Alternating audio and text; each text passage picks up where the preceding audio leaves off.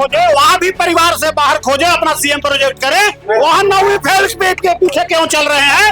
अगर यहाँ से गुजरात, दिल्ली, पंजाब नहीं कमाएंगे उनका घर नहीं चलेगा। वो साल दूसरा था, ये साल दूसरा है। जातिवाद की बात कर, चल बैठिए बैठिए, आप लोग बैठिए 1 मिनट। अरे जमीन है ना आपके पास जी, जमीनवा दे दीजिए, दे देंगे। नीतीश कुमार से अच्छा अभी तक नहीं हुआ है, नहीं कोई होगा। लेकिन तेजस्वी जी ने हाथ पकड़कर और नौकरी दिलवाया। आज से 20 साल रहा, कितना नौकरी दिया भाई? चौपाल नहीं कीजिएगा, घरे जाके पत्नी के साथ चाय पीजिएगा। जब लालू जी जेल गए तो राबड़ी देवी ही सबसे काबिल महिला थी। आज अगर 12 बजे रात में भी ये छोटू पे कॉल कीजिएगा तो सुदूरवर्ती वहाँ पिछुलिया में एम्बुलेंस आता है। जब विकास पर आप आइएगा तो ये भाजपाई सीधे जात राजनीति पे धर्म पाते हैं। हम तो चुनाव उस दिन जीत गए थे जब विपक्ष ने प्रत्याशी बदल दिया। एक परिवार को अति मिलेगा, जॉब मिलेगा, किस आधार पे और किस अति पे देना चाहते हैं? नहीं जानते हो जी, नहीं जानते हो तो जान लो, जमीनवा लीक हो, नौकरियां मिलेगा। पूरी गिनती राउंड नहीं देख पाएंगे, धीरे धीरे निकलने लगेंगे। मदनपुर में अभी पेशाब यहाँ लग जाए तो कहाँ करने जाइएगा? कितने लोग मरे हैं और आप कर रहे हैं कि आईना दिखा दिया? नहीं, सब लॉकडाउन आप सही मानते हैं? छापा पे छापा, छापा पे छापा, बेल्सिन वाइट, साफ सुथरा। जी नमस्कार, मैं हूँ राज पाठक और आप देख रहे हैं बुलेट न्यूज टीवी का खास कार्यक्रम चुनावी चौपाल। बुलेट न्यूज का ये कार्यक्रम लगातार विधानसभा वार जा रहा है, जनता के बीच पहुंचकर जनता की सवाल को पूछ रहे हैं और वो सवाल लेकर के हमारी कोशिश है कि उसका जवाब वो नेताजी दे जो जनता से उनके भविष्य का फैसला 5 सालों के लिए करने का हिसाब मांगने वाले हैं। हमारे साथ में इस वक्त तमाम पार्टियों के प्रतिनिधि हैं और इस वक्त हम औरंगाबाद जिले के रफीगंज विधानसभा के मदनपुर में है। रफीगंज विधानसभा सीट इस वक्त का सबसे हॉट सीट बना है क्योंकि यहाँ पर आमने सामने की टक्कर तो है ही, लेकिन इसमें जनसुराज भी है, उसे भूलना नहीं है। अब अगर बात की जाए तो एक तरफ जदयू ने प्रमोद कुमार सिंह को अपना उम्मीदवार बनाया है और वहीं दूसरी तरफ महागठबंधन ने डॉक्टर गुलाम शाहिद को, जनसुराज ने विकास कुमार सिंह को अपना उम्मीदवार बनाया, तो वहीं बसपा ने सुमन कुशवाहा को। और इन तमाम प्रत्याशियों की अपनी अपनी पक्ष है और जनता का अपना अपना सवाल है और इन सब के बीच में उनके प्रतिनिधि है। और हमारे साथ जो आज जवाब देने के लिए प्रतिनिधिगण मौजूद है, जदयू से लौ सिंह जी हैं। हम चाहेंगे आपका स्वागत है, जोरदार तालियों से इनका स्वागत करिए। संजय मेहता जी हैं, हम चाहेंगे कि आप खड़े हो जाइए, जोरदार तालियों से स्वागत कीजिए, प्रदेश स्तर के नेता हैं। राजू सिद्धि यादव जी हैं, आरजेडी का पक्ष रखेंगे, जोरदार तालियों से इनका स्वागत करिए। वही कांग्रेस से संजय सिंह जी हैं, आपका भी स्वागत है। नहीं है, कांग्रेस से नहीं है, अभी आ रहे हैं, ठीक है। दिलकेश्वर राम जी हैं बीएसपी से, वो पक्ष रखेंगे, वो भी नहीं है। चलिए, हम चाहेंगे कि आप लोग खड़े हो जाइए ताकि और अच्छे से बातचीत हो, जनता भी आपको देखे, जनता का भी सवाल हो। लेकिन अब जनता का सवाल हो उससे पहले हम बीजेपी के पास चलते हैं, जदयू से भी हमारे साथ में है। इस बार का मुद्दा क्या होने वाला है, रफीगंज में क्या कुछ समस्या है, क्योंकि मौका तो जनता ने दिया ही है, जदयू को भी दिया है, राजद को भी दिया है, तो दोनों का रोड मैप क्या है ये समझने की कोशिश करेंगे। सबसे पहले क्या रोड मैप है, आने वाले 5 साल में क्या करना चाहते हैं आप? आने वाले 5 साल में जो हमारे यहाँ पर प्रतिनिधि नहीं थे, जो सरकार रहते हुए भी हमारे यहाँ पर प्रतिनिधि नहीं थे, तो इस चलते रफीगंज में पिछड़ा रह गया। जो सरकार से सहयोग होता है जनप्रतिनिधि का, तो हम यहाँ से राजद के प्रतिनिधि दुर्भाग्यवश पिछले बार जीत चुके थे। अब जो हमारे प्रतिनिधि हैं प्रमोद बाबू, वो अब चुनाव लड़ रहे हैं और भारी बहुमत से जीत रहे हैं और सरकार से कदम मिला करके चलेंगे, सामंजस्य होगा। ऐसे भी आप देखते होंगे कि जब सरकार बनती है और अगर प्रतिनिधि आपके दूसरे दल का हो जाते हैं तो कहीं न कहीं विकास बाधित हो जाती है। जब अपने दल से यहाँ पर रहेंगे तो निश्चित रूप से रफीगंज को फायदा होगा और जो विकास की रफ्तार है, जो नीतीश कुमार जी का एजेंडा है, वो पर रफीगंज हूबहू उतरेगा। राजू जी हैं, उसके बाद संजय जी से पूछेंगे, तमाम जनता जनार्दन भी है। सवाल ये है, 5 साल ने रफीगंज ने आपको मौका दिया है, क्या काम आपने 5 सालों में किया और आने वाले 5 साल का रोड मैप क्या है? आप देख सकते हैं करीब रफीगंज में मैं समझता हूँ कि 20-25 सालों में, इस 5 सालों में जितना रोड बना, जितना सड़क पुल पुलिया का निर्माण हुआ, जो भी आपको सभी पंचायत में जो है आपको सेट का निर्माण हुआ, यात्री सेट का निर्माण हुआ और लगभग नली गली, और हम समझते हैं कि इस 25 साल में 2000 के बाद सबसे ज्यादा अगर विकास हुआ तो आप समझ सकते हैं, आप लिस्ट निकाल सकते हैं, सरकारी आप लिस्ट आप खुद बड़े अंकर है। नहीं, वो तो जनता के बीच आएंगे ना, जनता से रिपोर्ट ले लेंगे कि 5 सालों में क्या काम हुआ, विधायक जी कितना क्षेत्र में रहे। आप बताइए आने वाला जो 5 साल होगा उसका रोड मैप क्या बनाएंगे आप? आने वाला देखिए, हमारे नेता तेजस्वी जी का इतना बड़ा रोड मैप है, इतने बड़ा एजेंडा है। आप समझ सकते हैं कि हर एक परिवार को सरकारी नौकरी देना। हम लोग A to Z की पार्टी है। भाजपा कहती है कि हम सबका साथ सबका विकास लेके चलते हैं, लेकिन सबका साथ सबका विकास तो हमारे नेता तेजस्वी जी करते हैं। अगर सभी परिवार में नौकरी मिलेगी तो हम लोग ये भी नहीं देखेंगे कोई फॉरवर्ड है या बैकवर्ड है या दलित है या अल्पसंख्यक है। सभी परिवारों को, सभी एक परिवार में एक व्यक्ति को नौकरी मिलेगा। और समझ सकते हैं, नौकरी देंगे आप? बिल्कुल नौकरी देंगे। ये इतिहास में पहली बार होगा कि हर एक परिवार में एक नौकरी होगा, लोग खुशहाल होंगे, जो एजुकेशन बढ़िया होगा, हेल्थ बढ़िया होगा, और सभी का जो है व्यवस्था जो है इंडिया में है। जो बिहार जो सबसे नीचे रैंक पर है, नीचे से ऊपर नंबर पर जो गरीबी है, पलायन आप देख सकते हैं क्या स्थिति है यहाँ का। वो हर एक परिवार में एक नौकरी होगा तो मैं समझता हूँ बिहार पूरे भारतवर्ष में एक नंबर पर जो है विकास में होगा। बिल्कुल, देखिए हमारे सामने जो दर्शक हैं हाथ खड़ा कर रहे हैं एकदम। आपके पास सवाल हो हाथ खड़ा करिएगा, हम जरूर वहां पहुंचेंगे।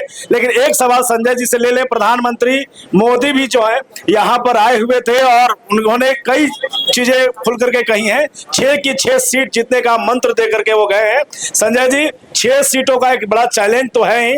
रफीगंज में एनडीए जीत रहा है या लड़ाई देख रहे हैं, चुनौती देख रहे हैं आप?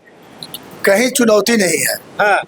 हम तो चुनाव उस दिन जीत गए थे जब विपक्ष ने प्रत्याशी बदल दिया। ये तो तमाम सम्मानित वोटर समझ रहे हैं। अगर वो विपक्ष का उम्मीदवार जो माननीय विधायक थे बेहतर होते, उम्मीदवार नहीं बदलते, चुनाव उसी दिन हम जीत गए। अब हम ये चाह रहे हैं कि अधिक अंतराल से जीते, ताकि प्रमोद जी को ऊंची कुर्सी मिल सके। इसका खुलासा नहीं करूंगा। ऊंची कुर्सी दिलवाएंगे। अब ये जनता मालिक जो है, ये लोग अधिक अंतराल जब कर देंगे तो निश्चित तौर पर औरंगाबाद का जो कोटा है वो कोटा के तहत उचित। राजू जी, क्या कारण हो गया? प्रत्याशी क्यों चेंज करना पड़ गया? यही हो रहा है क्या? देखिए, प्रत्याशी का चेंज करना वो ऊपर नेता का विषय होता है, लेकिन मैं ये भी समझता हूँ कि पिछले 25 साल में सबसे नुकसान होगा कि नहीं ये बताइए। बिल्कुल फायदा होगा। उससे फायदा ये होगा कि जो अभी डॉक्टर प्रोफेसर गुलाम साहिब जी को टिकट मिला है, आप समझ सकते हैं इनके जो विरोध में जो प्रत्याशी हैं उनको पूछिएगा कि डॉक्टर जो है डॉक्टरेट क्या होता है, उनको पता नहीं होगा। ठीक है, प्रोफेसर भी है, प्रोफेसर का स्पेलिंग उनको पता नहीं होगा। तो ठीक है, हमारे प्रत्याशी डॉक्टर गुलाम साहिब जो है प्रोफेसर भी है और डॉक्टर भी है, और डॉक्टर जो है आदमी को ठीक करने वाला डॉक्टर है। इसीलिए आप सुनिए, उनको टिकट इसीलिए दिया गया है, वो लगातार 20-25 साल से चेयरमैन रह रहे हैं वहां से। उनका रिकॉर्ड है कि 1 साल 365 दिन में लगभग 250 रोड बनाने का काम किया है रफीगंज में, तो 2 दिन में 1 रोड बनाते हैं। तो समझिए विकास पुरुष है। विकास पुरुष है। देखिए 25 सालों का रिकॉर्ड टूटेगा या फिर मौका मिलेगा? राजू जी बोले कि डॉक्टर भी हैं, प्रोफेसर भी हैं, तो पटना में 9वीं फेल का है तैनात किए। इसका ही उत्तर दे। वहां भी डॉक्टर प्रोफेसर खोजे, वहां भी परिवार से बाहर खोजे, अपना सीएम प्रोजेक्ट करे। वहां 9वीं फेल के पीछे क्यों चल रहे हैं? विधानसभा प्रत्याशी खोज रहे हैं प्रोफेसर और डॉक्टर, और सीएम प्रोजेक्ट खोज रहे हैं 9वीं फेल। पूछिए इनसे क्या इनका एजेंडा होगा। एजेंडा बात करेंगे, जनता भी है, जनता से सवाल। मेरा सवाल है राजू भैया से, जो राजद के हैं। ये कह रहे हैं कि A to Z की पार्टी है और हम कह रहे हैं कि राजद परिवार की पार्टी है, एक परिवार की पार्टी है। आपके देखिए, आपके जो पूर्वज थे लालू जी के साथ रहे, अभी आप तेजस्वी जी के साथ हैं और आपके आने वाला पीढ़ी उनका जो लड़का उनके साथ रहेगा। लेकिन भाजपा का जो कैडर है आज मोदी जी के साथ है, पिछला बार अटल जी के साथ था, आगे कौन होगा कोई नहीं जान रहा भैया। तो हम कह रहे हैं कि A to Z की पार्टी कौन है? बताइए क्या मुद्दा होने वाला है इस बार? अभी राजू जी ने बताया, अच्छा, अभी राजू जी ने बताया एक तरफ यहाँ का विकास और दूसरे तरफ विनाश। आज आप जहाँ पर चौपाल लगाए हुए हैं, सबसे पहले तो मैं आप लोग को धन्यवाद देना चाहता हूँ। आप जहाँ पर खड़े हैं, देखिए आपके सामने ब्लॉक है। यहाँ पर दिन के उजाले में आग लगा दी गई, फोर्स को मार दिया गया। और ये बात करते हैं 15 साल में ये थे वहाँ, और आज नीतीश जी भी हैं। भारतीय जनता पार्टी के समन्वय से सरकार चल रही है, लेकिन उनसे पूछा जाए कि जब शाम होने लगता था तो लोग कहने लगते थे, परिवार कहना चालू कर देते थे, ए भाई जुग जमाना खराब है, जल्दी से घर चल जा। चलिए, पलायन की बात है, जंगल राज की बात है और परिवार राज है। हाँ बोले, क्या मुद्दा होगा? कोई लड़ाई नहीं है, कोई लड़ाई नहीं है। अभी चाचा बोले कि आग लगा दिया गया था, तो आग किसके राज में लगा दिया गया था? नीतीश कुमार थे, नीतीश कुमार थे। आज जो देन है लालू जी का देन है, जो आज हम लोग यहाँ बैठे हुए हैं, तो यहाँ पूरा मदनपुर सामंतवादियों का गढ़ था, हम लोग को नहीं आने दिया जाता था। बाप दादा किसी के देखे थे? रोड देखे थे, ब्लॉक देखे थे, थाना देखे थे? नहीं, बहुत विकास हुआ है नीतीश राज। कुछ भी विकास नहीं हुआ। नीतीश कुमार को कुछ चंद लोग नशा का गोली खिलाकर सुला दिए गए हैं, और उसके अलावा कुछ नहीं। कोई लड़ाई नहीं है। 14 तारीख को तेजस्वी यादव को सरकार बनेगा, 18 तारीख को शपथ ग्रहण होगा। समझे? आइए, हमारा राजू है जी है, राजद के प्रवक्ता हैं। परिवारवाद पे सवाल हो रहा है। राजद का रोड मैप यही है कि पिताजी फिर अपने हैं, फिर आने वाला समय में कौन होगा ये सबको मालूम है। ऐसा क्यों हो रहा है? परिवारवाद पर आरोप वो लगा रहे हैं। आप इतिहास में पहली बार देख रहे होंगे कि कोई अपना ससुर अपनी बहू को टिकट दे रहा है, सिंबल दे रहा है। कोई जो है एक अपने समधिन को दे रहा है, कोई एक पति उपेंद्र कुशवाहा अपनी पत्नी को सिंबल दे रहे हैं। आप समझ सकते हैं कि जो हम पार्टी के जो अध्यक्ष हैं जीतनराम मांझी जी, 6 को टिकट मिलता है तो 6 को में से 6 को देते हैं अपने पुतों के, बेटा को, बेटी के पुतों को। तो आप समझ सकते हैं कि परिवारवाद क्या है। हमारे क्या यह स्थिति है कि अगर आप पार्टी के गाइडलाइन में नहीं चलिएगा तो तेज प्रताप जी भी जो है लालू जी के बेटे हैं, पुत्र हैं, उनको पार्टी से निकाल दिया गया। परिवारवाद मेरे के यहाँ 0 है।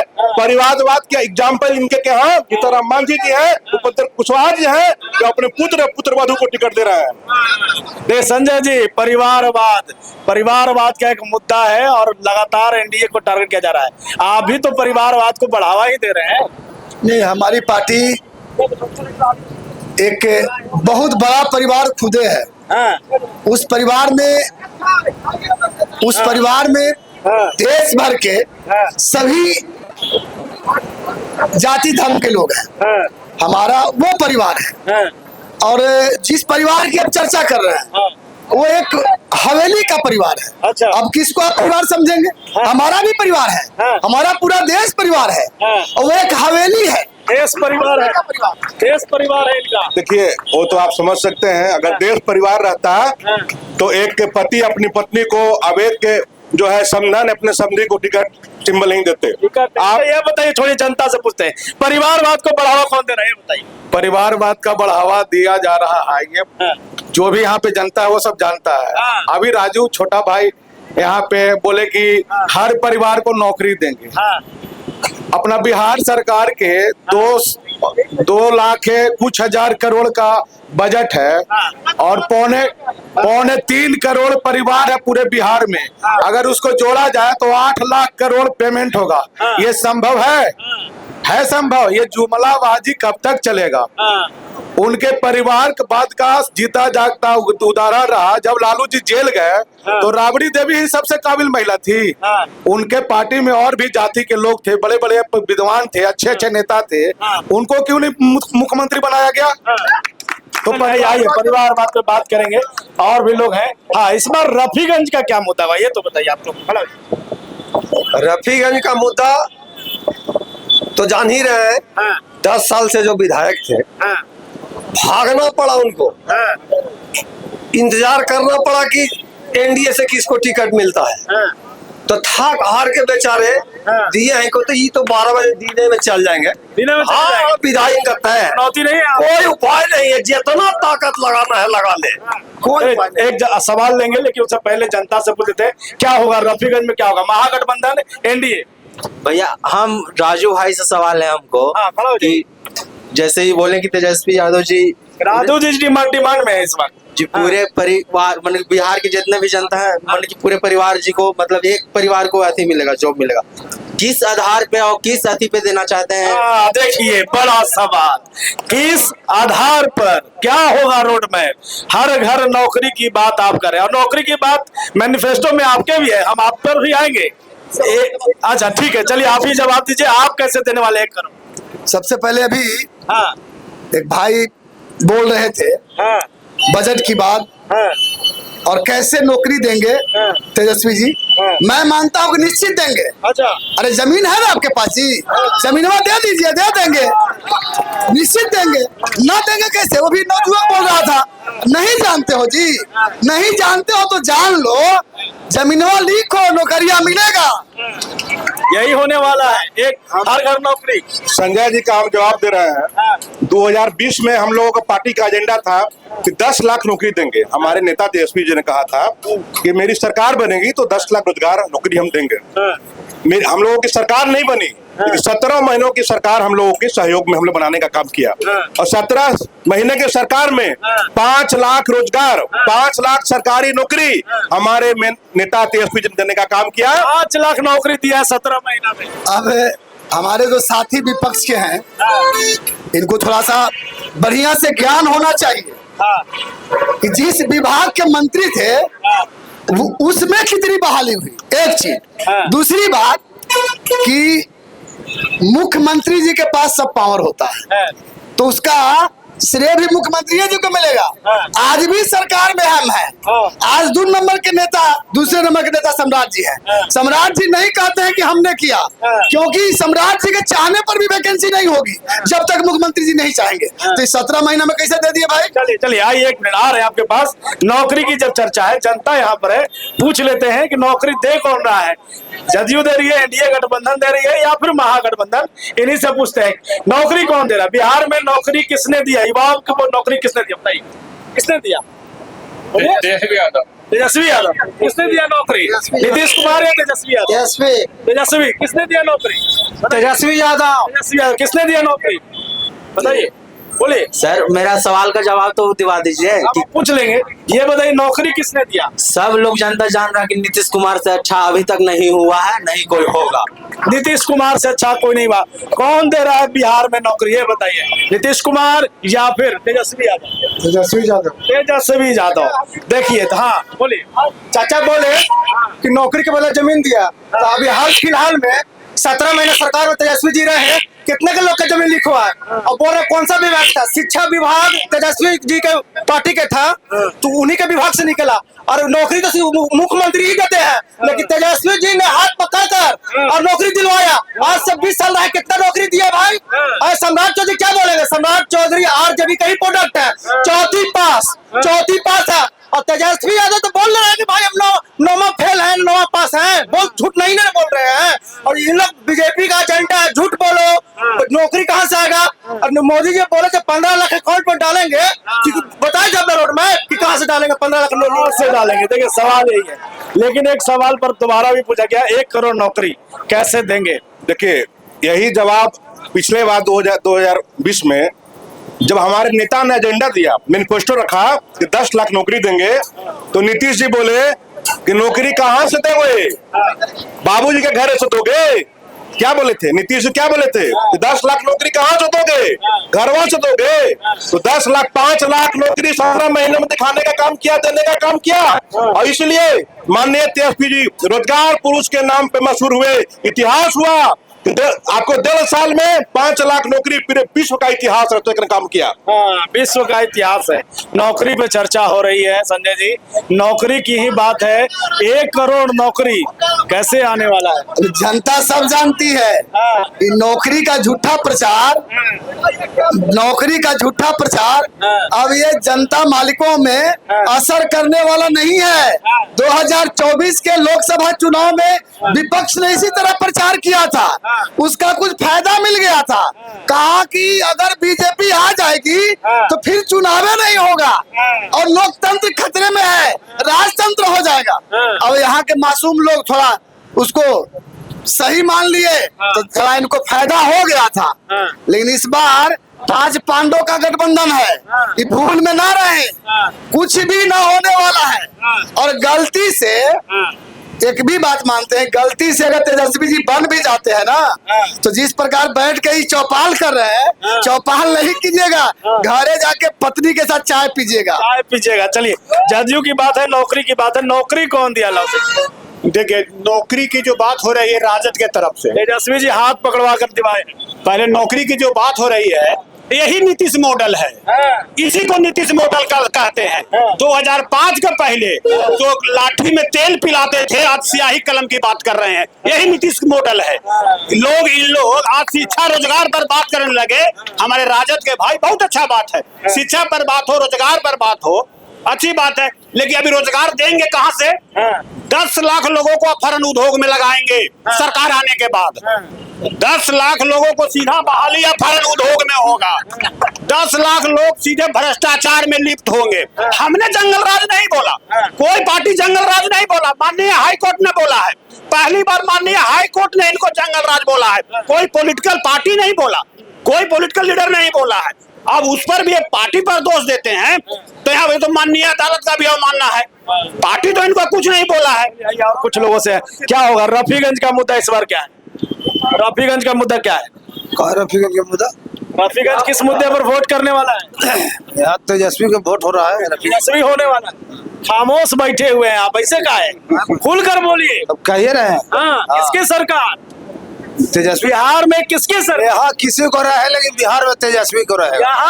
यहाँ सरकार जगह बन जाए, लेकिन बिहार में तेजस्वी के बनेगा। यहाँ किसका बनेगा? यहाँ बनेगा तो जनता तय करेगा, लेकिन बिहार में तेजस्वी के। यहाँ रफीगंज में किसकी सरकार? सुनिए, यहाँ नौकरी के मुद्दा है।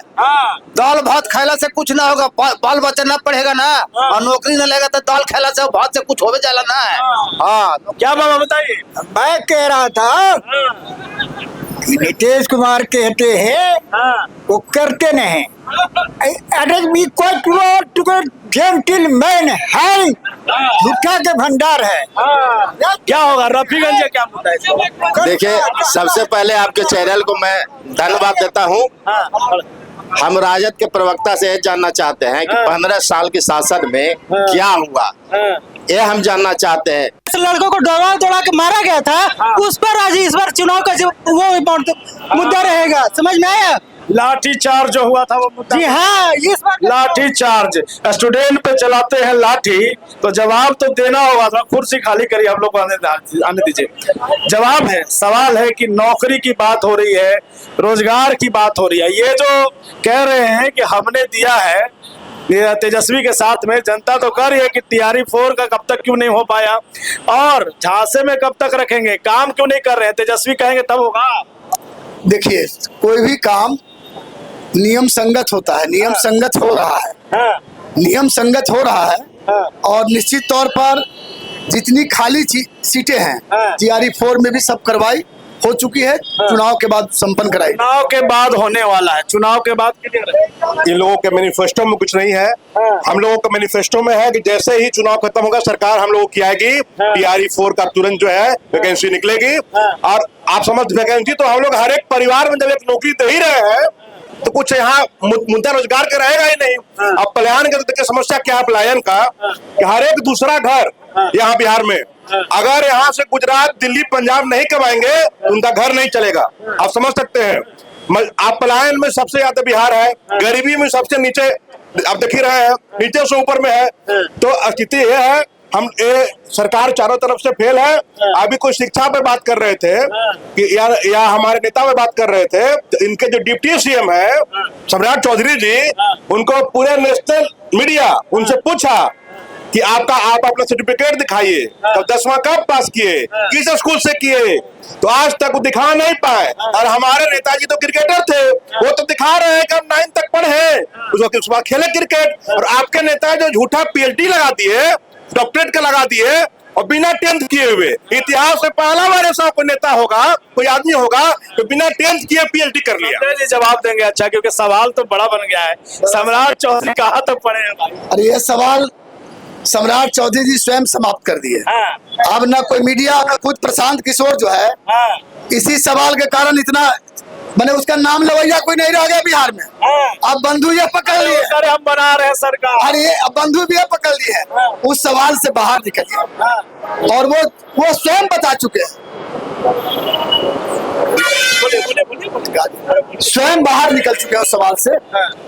अभी जो इन्होंने बात कहा उस पर मैं जा रहा हूँ। नौकरी की बात ही कर रहे हैं और इस तरह से पट्टी पढ़ाना चाहते हैं। हर घर में नौकरी, ये कतई संभव नहीं है। यही बात हमारे भाई साहब भी समझ रहे हैं, लेकिन अब जितना पढ़ाया गया उतना ही बोलेंगे। ये भी समझ रहे हैं। अभी बता रहे थे हमारे सम्मानित जनता, बजट के साथ बता रहे थे, अगर यहाँ प्रमोद जी जीतते भी हैं, ट्रिपल इंजन की सरकार हो जाएगी बिहार में, केंद्र में और यहाँ, फिर भी इनकी बात जो है वो नहीं पूरा हो सकती है। भाजपा और एनडीए कहने से पहले करती है। 10,000 रुपया घोषणा बाद में की, हम माता बहनों के खातों में डाला। 10,000 रुपया दे चुके हैं महिलाओं। इनके नेता प्रमोद सिंह के हाड़ में हल्दी लगना ही नहीं है, उनका लिखा ही हुआ नहीं है। अब समझ सकते हैं आप, सब जनता भी जानती है। और मैंने कहा भी, एक तरफ हमारे जो कैंडिडेट है, हमारे प्रत्याशी हैं, वो आपको पीएचडी किए हुए हैं और आपको पति भी है। आप समझ सकते हैं, पीएचडी का स्पेलिंग पूछेगा या डॉक्टरेट क्या होता है, डॉक्टरेट होता क्या है, वो समझते नहीं है। दूसरी बात, हम लोग पिछले लोकसभा में 2024 में रफीगंज विधानसभा लगभग 20,000 से हम लोग लूट किए थे। इंडिया अलायंस, मैं दावे के साथ बोलता हूँ, 20,000 प्लस वोट से रफीगंज जीत रहे हैं हम लोग। रफीगंज जीत रहे हैं। 24 का हवाला दिया जा रहा है, चुनौती मिलेगा 24 वाला यहाँ पर। वो साल दूसरा था, ये साल दूसरा है, पहले समझ ले राजू जी। हर चुनाव नया होता है। और किस परिस्थिति में आप जीते थे, विगत चुनाव 6 में आप जीते, किस परिस्थिति में जीते थे, तो थोड़ा 2010 भी याद कर लीजिए कि आप विपक्ष के नेता लायक आप नहीं बचे थे, 20 सीट पर रह गए थे। हर चुनाव नया होता है। आप 5 साल पीछे ले जा रहे हैं, आपको हम 10 साल पीछे ले जा रहे हैं। आज 20 साल से सत्ता से आप बाहर हैं और 20 साल और बाहर रहिएगा। आपका कोई एजेंडा नहीं है, सिर्फ परिवार चलाना आपका एजेंडा रह गया है। और रफीगंज की जो बात कह रहे हैं ना, मैं इनको दावे के साथ कह दे रहा हूँ, यहाँ पर फुल गिनती काउंटिंग में नहीं रहेंगे राजद के लोग। पूरी गिनती राउंड नहीं देख पाएंगे, धीरे धीरे निकलने लगेंगे। क्या इस बार रफीगंज का क्या मुद्दा होने वाला, किस मुद्दे पर वोटिंग होने वाला है? रफीगंज का मेरा नाम हुआ विनोद कुमार सिंह। आप लोग को धन्यवाद देते हैं, मीडिया वाले लोग को। रफीगंज का जो मुद्दा होगा, विकास का मुद्दा होगा, समझे। एनडीए के सरकार जब से बनी है, तब से रफीगंज का विकास बहुत अच्छा हुआ है। मगर कुछ जगह ऐसा पुल पुलिया बचा हुआ है जो कि इन्हीं लोग का वोटर है, मेरा वोटर नहीं है। आप चले जाइए, आपका वोटर अलग है, इनका वोटर अलग है, इन्हीं लोग का वोटर देखिए। बेस वोट तो अलग अलग है, उसमें है कि अभी तक वहाँ पुल पुलिया नहीं बना, समझे। अब भाई विधायक जी 5 साल रहे, उसमें उनको अपोज करना चाहिए था। वो जमुआइन के बगल में एक पुल है, जिससे वो क्या उसका गांव का नाम है, वो 3-4 भुजमाना बगीचा वाला, वो 3-4 गांव अटैच होता है। इतना लोग ग्रसित है, जब पानी पड़ जाता है तो उधर से लोग आ नहीं पाता। इसलिए विकास होना चाहिए। एनडीए का विधायक ने जवाब दिया। अभी भाजपा वाले हमारे भैया बोल रहे थे कि उनका वोटर और इनका वोटर है। यही इनके मानसिकता हमारे मानसिकता में अंतर है। हमारा सब अपने हैं और हमारे सब वोटर हैं। अब इनका इन्हीं के मानसिकता के जो है सेम कंडीशन हमारे, इनके जलन सिंह मंत्री है, वो 4 दिन पहले बयान दिए कि दलितों को और विरोधियों को घर से मत निकलने दो, दलितों को घर से मत निकलने दो वोट देने के लिए। आप समझिए, तो इनका यही है कि एक इनका वोटर, इनका वोटर। और मैं रफीगंज में दावे के साथ बोलता हूँ, चाहे राजपूत समाज हो, दलित समाज हो, चाहे ओबीसी हो, हर एक कास्ट का वोट हम लोगों को मिल रहा है। और दावे के साथ मैं 20,000 से जीत रहा हूँ। 1 मिनट देखिए, 1 मिनट रुके। डिबेट करने का कई मुद्दा है, ठीक है। डिबेट जब हम करते हैं तो हम कोशिश करते हैं कि जो स्थानीय मुद्दा है उस पर चर्चा ज्यादा हो, ताकि ऐसा कम ही होता है कि सभी पार्टी के प्रतिनिधि हो, जवाब भी मिले। तो कुछ मुद्दे होने चाहिए, स्वास्थ्य का मुद्दा होना चाहिए, रोजगार शिक्षा का मुद्दा होना चाहिए। रफीगंज में स्वास्थ्य की व्यवस्था कैसी है, इस पर चर्चा हो। स्वास्थ्य व्यवस्था, क्योंकि जिम्मेवार दोनों है, एक तरफ विधायक 5 साल रहे हैं राजद से, एक तरफ सत्ता में रहे हैं 20 सालों से। जवाब देंगे क्या मुद्दा है, स्वास्थ्य का मुद्दा है कि नहीं, स्वास्थ्य व्यवस्था कैसा है रफीगंज? बोले, जवाब बोलिए। स्वास्थ्य व्यवस्था इंडिया सरकार में सारा व्यवस्था रफीगंज में ठीक है। रफीगंज हम मदनपुर प्रखंड के हैं, हम रफीगंज विधानसभा की बात, बिल्कुल जैसे इनके विधायक इनके थे। सबसे पहला एक चीज मैं निवेदन करना चाहता हूँ, जो भी भाषा का इस्तेमाल हो एकदम सभ्य ढंग से हो। हाल में हरदी हिंदुए धर्म में लगता है, समझे ना। इसलिए आप शब्द का प्रयोग नहीं करें, छोटे भाई हैं इस ढंग का। और हार्दी हिंदू धर्म में लगता है, हुआ हार्दी लागबे नहीं करता है। हाँ चलिए स्वास्थ्य के मुद्दे पर देखिए, मुद्दा से मत भटकाइए, इसको उसको मत कहिए, स्वास्थ्य के मुद्दा पर कैसी व्यवस्था है? स्वास्थ्य का वही हाल था जो 17 महीने पहले क्या था। तेजस्वी यादव 17 महीना में आए, छापा पे छापा, छापा पे छापा, बेल्सिन वाइट साफ सुथरा, और 30,000 डॉक्टर जो कभी आते ही नहीं थे अस्पताल में उसको सस्पेंड किए। नीतीश 2005 से पहले हॉस्पिटल में सुअर चलता था, और जब नीतीश कुमार आए तो वही हॉस्पिटल। बिहार राज्य में एनडीए सरकार में पीएमसी के क्या हाल है? उत्तर हो रहा है, रेप हो गया तो उसका बेड नहीं मिल रहा, बेड नहीं मिल रहा है। आज भी पीएमसी का हाल पानी भर जा रहा है। 2005 जब से एनडीए के सरकार आया है, पूरा जनता से आप पूछ लीजिए, आज अगर 12 बजे रात में भी 102 पे कॉल कीजिएगा तो सुदूरवर्ती वहां पिछुलिया में एम्बुलेंस जाता है। नहीं था 2005 से पहले रोड नहीं था, साइकिल से जाना पड़ता था, और साइकिलों नहीं मिलता था। 12 बजे दिन में लोग आने से डरता था। एम्बुलेंस कितना सरकारी अस्पताल में, हमारे अस्पताल में कितना है? एम्बुलेंस घोटाला हुआ, मंगल पांडे के राज में एम्बुलेंस घोटाला हुआ, घर पर लगाए हुए हैं। चलिए यही तो मुद्दा है, इसी पर तो चर्चा हो। घोटाला की बात करता है तो सबसे पहले सुप्रीम कोर्ट ने लालू यादव को चुनाव लड़ने से मना किया, क्योंकि सबसे बड़ा घोटाले स्वास्थ्य व्यवस्था। एक मिनट और लोगों से बोलिए, एक मिनट आप आओ और लोगों से भी बात कर लीजिए। बैठिए बैठिए, शांति बनाकर बैठिए। आप बैठिए, आप बैठिए, शांति बोला जा रहा है यहाँ पे कि 2005 के पहले वहाँ एम्बुलेंस नहीं जाता था, रोड नहीं था, तो सब चीज समय के अनुसार होता है। पहले 2005 के पहले तो यहाँ पे जो चार्जिंग गाड़ी नहीं था, तो ये कोई अभी क्या व्यवस्था है? रफीगंज में कैसी व्यवस्था है? कौन जिम्मेवार है ये बताइए। सरकार जिम्मेदार है इसका। सरकार जिम्मेवार है। स्वास्थ्य की कैसी व्यवस्था है? बहुत अच्छी व्यवस्था है यहाँ के सरकार की अच्छी व्यवस्था क्या बताइए? कोई व्यवस्था नहीं है, कोई व्यवस्था नहीं है। मदनपुर में अभी पेशाब यहाँ लग जाए तो कहाँ करने जाइएगा? चलिए क्या बाबा कैसा है यहाँ पर स्वास्थ्य का हॉस्पिटल वगैरह? बोलिए क्या व्यवस्था है यहाँ पर, बताइए। स्वास्थ्य यहाँ बहुत अच्छा व्यवस्था है और आरजेडी सरकार आ रही है। आरजेडी सरकार आ रही है। देखिए स्वास्थ्य की व्यवस्था पर चर्चा कर रहे हैं। हाँ जी बोलिए, आ रहे हैं। हाँ देखिए, इस धरती पर 84 लाख जेवनी है, जिसमें एक जेवनी ऐसा भी है जिसका दिन का प्रकाश नहीं दिखता है, रात का अंधियाला दिखता है, और वही रात्रि से हम लोग निकल कर प्रकाश की ओर आए हैं, तो उनको दिन कहाँ से दिखेगा? ये स्वास्थ्य की बात कर रहे हैं, शिक्षा की बात कर रहे हैं। आज मदनपुर में प्रोजेक्ट कन्या उच्च विद्यालय है, चल करके देखिए 2000 से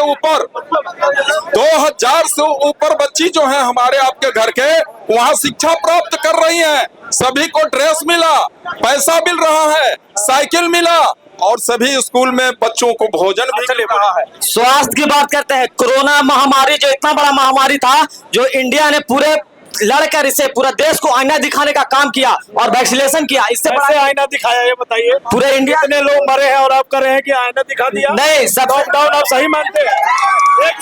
सबसे ज्यादा वैक्सीनेशन इंडिया में हुआ, ठीक है, और पूरा देश को भी इंडिया ने वैक्सीनेशन देने का काम किया था। ऑक्सीजन की कमी से लोग मरे, उसका जिम्मेवार कौन है? देखिए अटेंडम उतना बड़ा महामारी था, उसके हिसाब से भी था, जितना बड़ा पेंडेमिक था और जो नुकसान हुआ है उस हिसाब से, जितना बड़ा पॉपुलेशन है इंडिया का, कुछ नहीं हुआ है नुकसान। मैं आपको बता दूं, आप कुछ नहीं हुआ है नुकसान।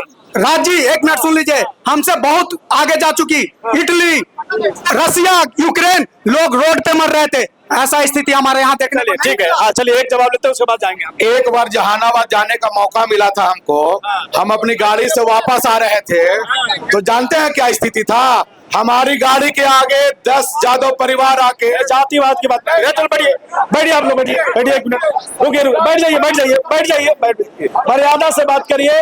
सवाल जातिवाद पे नहीं होना चाहिए, धर्म पर बात नहीं करनी है।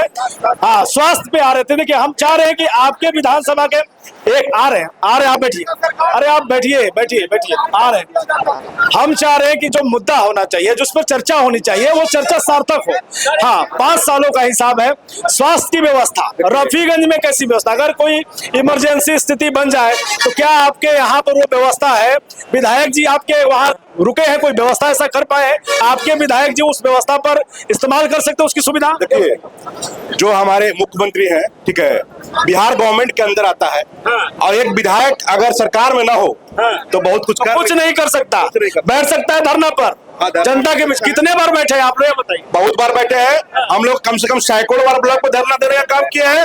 इन लोगों का देखिए, जब डेवलपमेंट का मुद्दा पर बात आइएगा, जब विकास पर आप आइएगा, तो ये भाजपाई सीधे जात राजनीति पे धर्म पाते हैं। आप देख लीजिए, मुद्दा पे आइए, मुद्दा पर रहिए। हम लोग विकास की बात करेंगे, ये लोग जाति की बात करेंगे। अब बात हम कर रहे हैं ना राजू जी के स्वास्थ्य को लेकर के रफीगंज में व्यवस्था जो होनी चाहिए है क्या, आप लोग आगे करेंगे ये बताइए? रफीगंज में पूरे बिहार में स्वास्थ्य का व्यवस्था चौपट है। आप समझ सकते हैं कि थोड़ा बिहार में चले जा रहे हैं, हम पूछेंगे बिहार में। सर, रफीगंज में आप 5 साल रहे हैं ना, आपके द्वारा क्या प्रयास किया गया ये बताइए ना। हम लोगों ने कोशिश किया है, ठीक है, यहाँ पे व्यवस्था देने के लिए इमरजेंसी भी वार्ड यहाँ पे है, हम लोगों ने सहयोग किया, विधायक जी ने किया, और हम लोगों ने बहुत कोशिश किया, और सभी जगह की तुलना में रफीगंज में बढ़िया है, हम लोगों के सहयोग से बढ़िया है। सहयोग से बढ़िया है। स्वास्थ्य पे है, दोनों से पूछेंगे, आपसे पूछेंगे। सवाल है स्वास्थ्य को लेकर के, क्या तैयारी है, क्या रोड मैप है, कैसे यहाँ की व्यवस्था बनेगा ये बताइए? बड़ा दुख होता है कि जो आप चौपाल कर रहे हैं और राजनीति के कारण हमारे साथी नौजवान सही चीजों को नहीं जान पाते। बड़ा मैं प्रभावित हूँ, बहुत ऊर्जावान नौजवान है, लेकिन जानकारी का अभाव है। अब शायद जिस पार्टी का समर्थन करते हैं वहां से जानकारी नहीं मिलती है उनको। अभी आप एक बात समझिए, अस्पताल में गर्भवती महिलाओं के लिए जो किट मिल रहा है, रोजमर्रे की जिंदगी में आम आदमी उस किट को खरीदने का तो साहस नहीं कर सकता है। उसमें जो जितने प्रकार की सामग्री है, घी है, दूध है, पाउडर, और बहुत तरह का उसमें प्रोटीन्स है, और वो एक बक्से में गर्भवती महिलाओं को मिल रहा है। क्या ये था पहले? अभी बता रहे थे कि गाय सुअर की बात। हमने तो अपने, मेरा उम्र है लगभग 48 वर्ष, मैंने देखा है अपने ही क्षेत्र में कि जहाँ पीएससी था वहाँ भैंसें बांधी जाती थी। अब ये कहते हैं, कई चौपाल में कहे तो उस पक्ष के लोग लाठी डंडा से मारने के लिए भी तैयार हो गए कि जो बोल रहे थे रोकिए मत, कुछ बातें, लेकिन जातिवाद मत कीजिए। जातिवाद नहीं, जातिवाद पे मत बात करिए। स्वास्थ्य पे है, 20 सालों से सत्ता में है, रफीगंज में आप भी रहे हैं, 2 बार से जिताया जनता। क्या है, क्या रोड मैप है, कितनी तैयारी कर पाए स्वास्थ्य में? कैसे लोगों को अगर जरूरत पड़ गई इमरजेंसी के वक्त, क्या रफीगंज में वो व्यवस्था है, मदनपुर में व्यवस्था है? 10 से लेकर 20 तक जेडीयू के भी विधायक यहाँ पर थे। मदनपुर जो हॉस्पिटल है बिहार में नंबर 1 था, जो व्यवस्था था, खुद नीतीश जी भी आए थे, नंबर 1 था, रिवार्ड मिला था इसको। लेकिन अभी जो राजू भाई हमारे बोल रहे हैं, इनसे पूछिए स्वास्थ्य पर कितना असेंबली क्वेश्चन निहाल साहब 5 साल में किए रफीगंज पर। पावर होता है विधायक का, आप कोई जरूर नहीं कि हम सरकार में रहे या नहीं रहे, असेंबली क्वेश्चन तो क्या करते हैं, सरकार से सवाल तो उठा सकते हैं। एक बार भी इन्होंने 5 साल में स्वास्थ्य पर सवाल विधानसभा में नहीं उठाया, एक बार भी नहीं उठाया। तो जनता से पहले मैं बोलना चाहता हूं कि इससे पहले थोड़ा कैंडिडेट के कंपेयर किया गया एजुकेशन सिस्टम को लेके।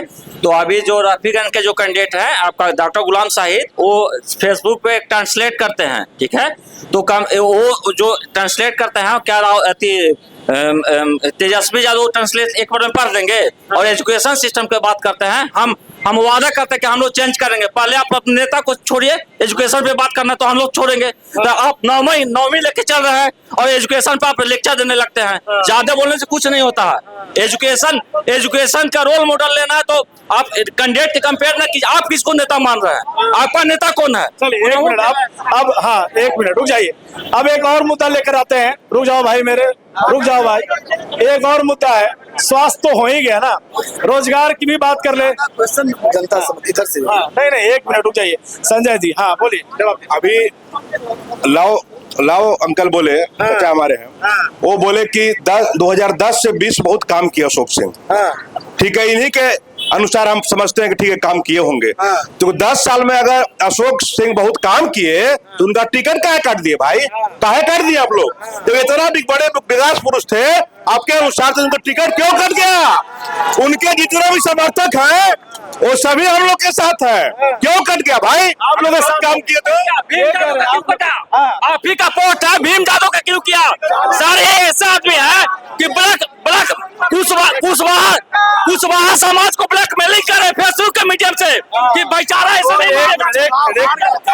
अशोक बाबू चुनाव हार गए थे, भीम जादव रिकॉर्ड 40,000 मत से जीते, और छोटे भाई राजू जी के चच्चा है वो, उनका क्यों कटा? सवाल तो है, महागठबंधन ने 3 सीटों पर जो है अपने प्रत्याशी बदले, क्या कारण है? क्या उसका नुकसान आपको झेलना पड़ेगा? नहीं, औरंगाबाद में यही तो हमारे तेजस्वी जी ने दिखाया कि हम जातिवाद नहीं करते हैं। यही तेजस्वी जी, हमारी पार्टी A to Z की पार्टी है। अगर जिले में जिस कास्ट का पॉपुलेशन बढ़िया है, सबकी भागीदारी हो और सबको उतना अधिकार मिले, इसलिए एक हमारे भाई को मिला, अमोद जी को टिकट अजीबुझा से, एक हमारे मित्र है पुराने मित्र हरमिंदर कुशवाहा जी, उनको मिला कुशवाहा समाज से। तो आप समझ सकते हैं, हम सभी जातों को सबका साथ, सबका विकास, जो पॉलिसी भाजपा वाले बोलते हैं और हमारे नेता अपनाते हैं, और उस जिला को अपनाने में काम किया है, और वही वजह है कि 6 सीट निकाल रहे हैं हम लोग। 6 सीट निकालेंगे। 1 मिनट रुक जाइए, देखिए समय की एक सीमा है और हम लोग उससे बंधे हुए हैं। एक सवाल और लेंगे, उसके बाद जो है हम सीधे प्रवक्ता पास जाएंगे और अपने रोड पे बात करेंगे। 1 मिनट। 2% वाले को उप मुख्यमंत्री घोषणा किए और 19% वाले दाढ़ी खींचने का काम करेंगे। एक सवाल ले लेते हैं रफीगंज को लेकर। रफीगंज में क्या होने वाला? रफीगंज में एनडीए या महागठबंधन या जनसुराज, क्या होगा? एक एक करके जवाब देंगे और सभी लोग जो देना चाहेंगे वो हाथ खड़ा कर लेंगे, हम आपके पास आएंगे। रफीगंज में क्या होगा? एनडीए, महागठबंधन या जनसुराज? बोलिए। महागठबंधन क्या होने वाला है इस बार? यहाँ कोई लड़ाई नहीं है, आरजेडी यहाँ फिक्स है। आरजेडी फिक्स है। आरजेडी है। चलिए बताइए क्या होने वाला है रफीगंज? प्रमोद सिंह सर। प्रमोद सिंह। चलिए रफीगंज में क्या होगा? प्रमोद में है और प्रमोद रहे। एनडीए का रफीगंज नहीं, क्या होगा? एनडीए आरजेडी का सरकार। एनडीए क्या होगा? जय प्रमोद, जय प्रमोद, जय प्रमोद। क्या होने वाला है? जिंदाबाद। आइए कुछ और लोग हैं, देखिए 100-200 लोग हैं, उनसे पूछते हैं क्या होने वाला है रफीगंज में? विकास का मुद्दा होना चाहिए, आरजेडी आ रही निश्चित है। आरजेडी आ रही, क्या होगा इस बार रफीगंज में?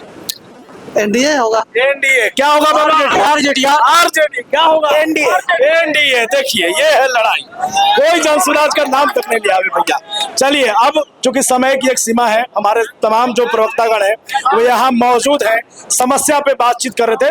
अब चूंकि जनता को फैसला करना है 11 तारीख को कि किसे वो जिताना चाहती है। हमारे साथ में राजद से है, बीजेपी से है, जदयू से है। अब ये आखिरी सवाल हमारा है कि जनता मौका देगी अगर, तो आने वाले ये 5 साल में क्या कुछ प्राथमिकता है, क्या काम होगा रफीगंज में? रफीगंज में जो भी काम ये 5 साल में नहीं हो पाया निहाल साहब के वक्त, उस काम को प्रमोद बाबू पूरा करेंगे। जो जिसमें पिछड़ गए हैं, जैसे जो कहीं सड़क नहीं बन पड़ा, पुलिया नहीं बन पड़ा, शिक्षा का क्षेत्र है या स्वास्थ्य का क्षेत्र है, उसमें तेजी से काम करेंगे। हम लोग का मुख्य एजेंडा यही है, और सबका साथ सबका विकास लेकर के चलेंगे। यहाँ पर जो मित्र हैं हमारे राजद के भी जो मित्र हैं, दल की बाध्यता हो सकती है लेकिन उनके हृदय में भी कहीं ना कहीं प्रमोद सिंह बसते हैं।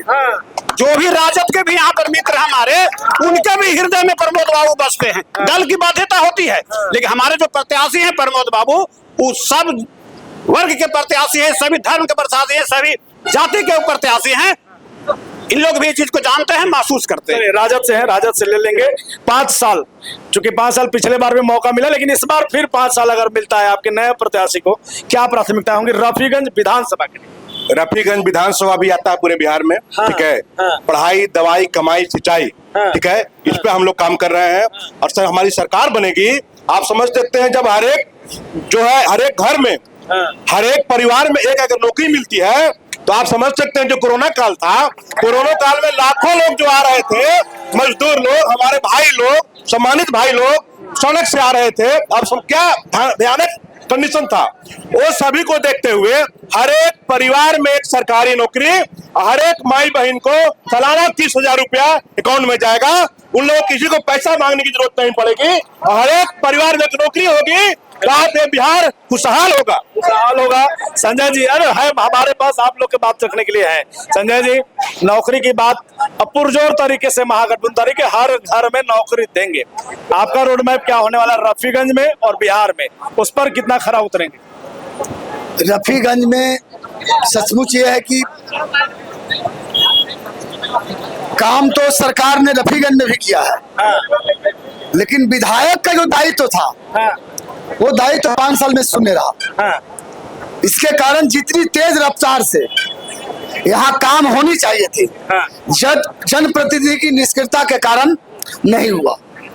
वो काम वैसे तो प्रमोद जी बिना जनप्रतिनिधि रहते आज कई सालों से अपने पैसे से जन कल्याण का काम कर रहे हैं, ये सब लोग जान रहे हैं। बहुत साथी जो बहुत साथी राजनीतिक उन्माद में बोल रहे थे, वो सब लोग जान रहे हैं कि पिछले कई वर्षों से प्रमोद जी ने अपनी संपत्ति जनहित में खर्च किया है, आम लोगों के हित में खर्च किया है। इसके बावजूद भी ऐसे प्रत्याशी के बारे में क्या कहा जा सकता है? उनका जो है, उनका एजेंडा मैं आपके सामने रखूंगा। उनका पहला एजेंडा शिक्षा है और यहाँ की शिक्षा को, रफीगंज की शिक्षा को वो अलग ढंग से करना चाहते हैं। उन्होंने खुद बताया है अन्य विधानसभा से अलग होगा यहाँ की शिक्षा, और ये क्षमता उनमें है। वो इसके लिए सरकार से लड़ जाएंगे, ये भी क्षमता उनमें है। चिकित्सा की व्यवस्था वो मानते हैं कि सरकार ने इस विधानसभा में इंजीनियरिंग कॉलेज दिया है। अब उनकी मांग है कि इस विधानसभा में ट्रॉमा सेंटर हो, ये मांग उनकी है, वो पूरा करेंगे।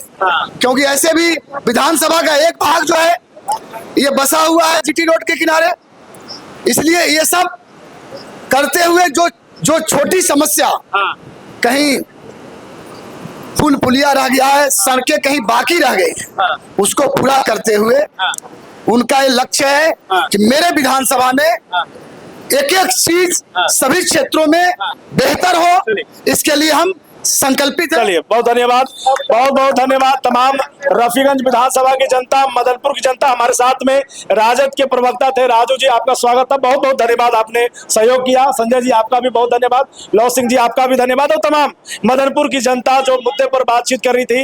रफीगंज विधानसभा का माहौल ये देखने का विषय था और आज इस हमारे खास कार्यक्रम में देखने को मिला। लगातार बने रहिए बुलेट न्यूज द्वारा जो है कल औरंगाबाद में ठीक इसी समय 4 बजे चुनावी चौपाल लगाया जाएगा। उसके बाद से जनता के बीच में रहेंगे। 11 नवंबर को वोटिंग है, मतदान जरूर करेंगे। बहुत बहुत धन्यवाद।